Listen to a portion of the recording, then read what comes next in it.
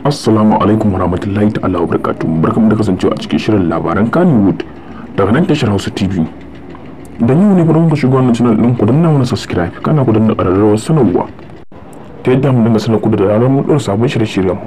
Mun gode. To ba labari da dumudumin sa. Yau ne muka ji majiyar mu ta ba mu an samu labarin cewa akan shahararriyar jaruman nan wacce aka fi sani da matar na ta'ala a fim din daɗin kowa wato kenan Adama.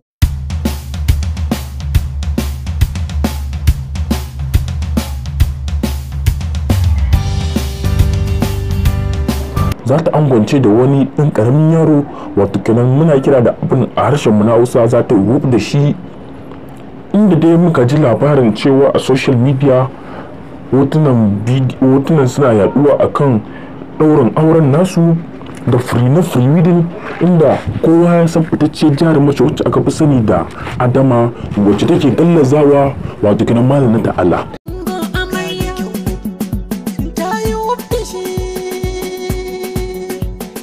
Amarya Adama ga mu da sirri an wanke.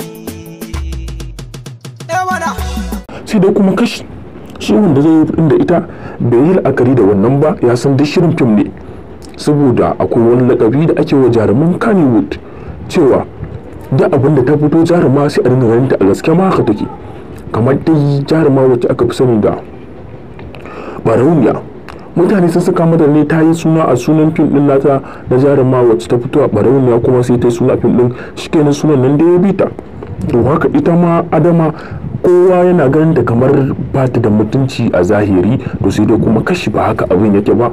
Akwai actor din da director idan ya baka dole shi zaka bi, idan Allah ya kai suna akan, amma sai mutane su dinga daukan kan a gaske ma haka kake. To sai dai jarumar ta bayyana mana cewa ita a gaske ba haka take ba, kuma Allah ya rufa mata asiri daidai gwargwado.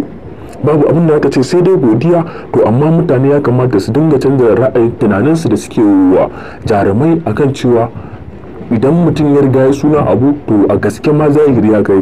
Kamar yanzu da ita Adama kowa gani za a yi gallaza wa mijinta ta yi akan abin da take so, akan abin da kuma bata so mijin bai isa yi ba. To sai dai kuma kashi ba hakan bane ba, jaruma ta yi mana ƙarin haske akan wannan abun, domin ba abin da zamu ce da Allah ya sanya alheri, Allah ya bada zaman lafiya. Kar ku manta ku danna mana subscribing, kana ku danna ƙararrawar sanarwa ta yadda mu dinga sanar da ku da zaran ɗora sabbin shirye-shirye.